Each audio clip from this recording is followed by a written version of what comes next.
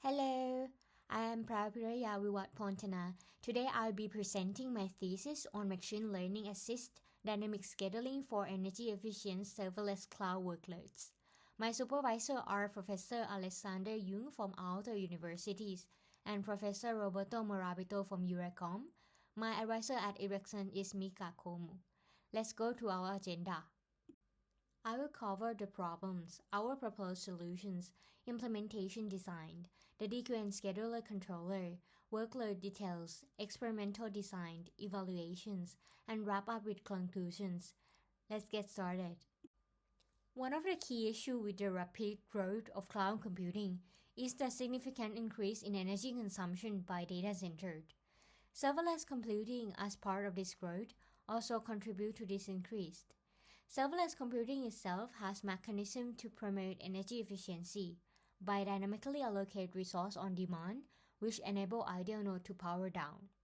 However, there's remain potential to further improve energy efficiency, particularly by optimizing workload scheduling. Consolidating workload onto fewer active nodes can minimize hardware usage and enable an additional energy saving. This brings us to our core questions. How can serverless scheduling be improved to achieve better energy efficiency while maintaining efficient resource utilizations? Moving forward to our proposed solutions. We approach the problem of optimizing workload scheduling as a bin packing problem, which is NP-hard, with added complexity from the unpredictable and unknown resource requirements of serverless workload. Our proposed solutions is to integrate deep reinforcement learning, specifically deep Q learning as a control logic into the scheduler to determine optimal function placement. Moving on to the proposed system implementation design. This is the prototype environment we designed and developed to experiment with serverless workload placement.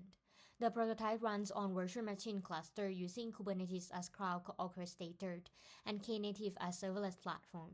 We customize the scheduling behavior using Kubernetes scheduler plugin to redirect placement decision requests to our control logic. Here, scheduler controller is a key component to control the placement decisions in the system based on cluster state data provided by data manager. Let's go a bit deeper into our DQN-based scheduler controller. Our DQN model relies on three key components: state space, action space, and reward functions to define how agents perceive the environment, select actions, and evaluate the outcomes. For state space, we consider 7 state features for each of the node, capture node-level metrics such as CPU and memory usage, availability, and number of ports, and cluster-level metrics. To conclude the state, we did some small experiments and plot heat map correlations between each state and reward function parameters, which are the last two columns, cluster CPU rate and node-specific CPU rate.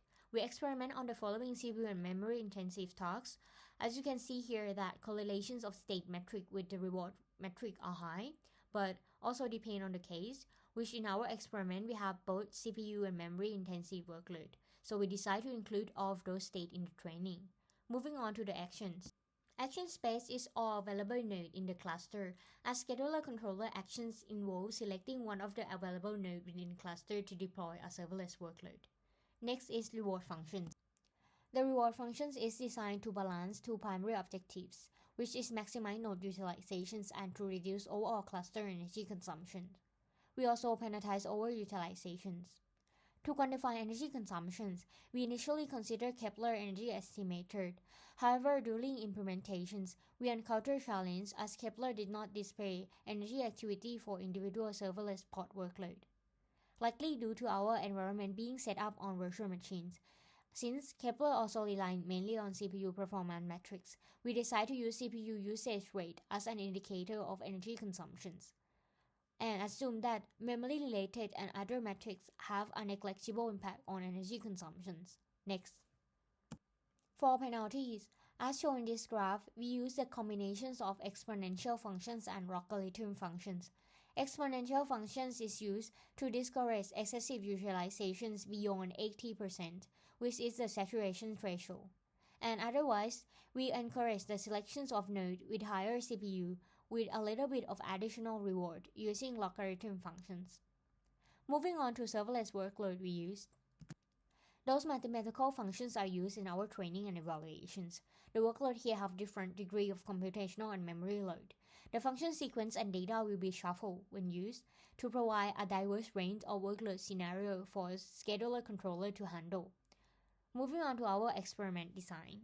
For evaluations, the DQN-based scheduler is compared against the default Kubernetes scheduler and baseline scheduler case, which are random, round-robin, and heuristic-based fit CPU less than 80%.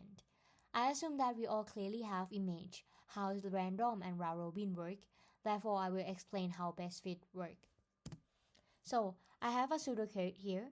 The best fit scheduler will select the placement node by first find the valid node which have current CPU usage less than the target CPU usage. Here, we set the target CPU usage to 80%. Then, it's go through the valid node list and select the node with the highest CPU usage. Now, let's see the evaluations. We have separated this into training performance and evaluation result. For training performance, we have training loss. We trained for 350 episodes. The figures show our loss converging as number of episodes increased. Initially, loss is high due to random exploration phase and untrained weight of the neural network. As training progressed, the loss reduced significantly, reflect the model improvement in predicting Q value. Then we have average reward per episode. As shown in the figure, while the reward fluctuates, it exhibits a slightly upward trend, indicating that the model is gradually improving its decision-making to achieve higher reward. The fluctuations can be attributed to the dynamic behavior of the workloads and exploratory actions taken during training. So let's see the evaluation result of the model. First is the pod placement decisions. We ran all the evaluations for 20 episodes, which resulted in a total of 280 decisions to make. You can see here that the random case and round-robin selections are relatively distributed across the node. Best fit is mostly choose two nodes as the algorithm prioritizes packing of the highest utilization node first, while staying below the 80% threshold. And the DQN model is clever and pushing to with only one node, indicate that the model has learned to optimize for specific metric by consolidating workload. For default scheduler, it distributes the decision among all nodes but mostly select node 2. Next is the cumulative cluster CPU usage rate. The cluster CPU usage rate represents the per second average CPU utilization rate over a specific time range. From here, we observe that random, round-robin, and Kubernetes default scheduler have similar high cluster CPU usage rate. Best fit CPU achieve lower usage rate, and DQN achieve the lowest rate, showing promising results compared to other scheduling approach. Next, we also plot those support graphs to show the declining phase and bar graph to clearly show the difference between the peak value of the line graph. To support our finding, next we have power consumption rate estimated by Kepler. The results show trend consistent with CPU usage rate analysis, as the DQN-based scheduler achieved the lowest cumulative power consumptions, followed by best fit CPU, and all other best-like scheduler have higher energy consumptions. Some variations in the order are observed as Kepler estimates power consumption by accounting for multiple factors. Next, to see what behind the cluster rate, we plot individual node CPU usage rate. The graph shows the same trend, reflecting how placement decision was made, where random and round-robin have distributed usage in all 4 nodes.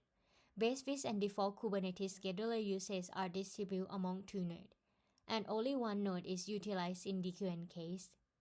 Moving on, here's the bar graph showing the peak value of node CPU usage and their distributions. Let's continue with average response time of workload functions. As you can see, most strategies achieve comparable response times, except for the DQN-based scheduler, which exhibits slightly higher response time, around 2 seconds more. This increase could result from additional time required to compute decisions or from CPU saturations due to the consolidations of workload onto a single node. Highlight the trade-off between optimizing energies and performance.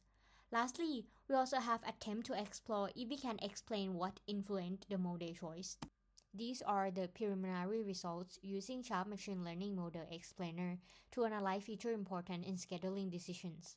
We plot both full-state feature metrics and a simplified versions. The results show that cluster memory and CPU usage are the most influential features.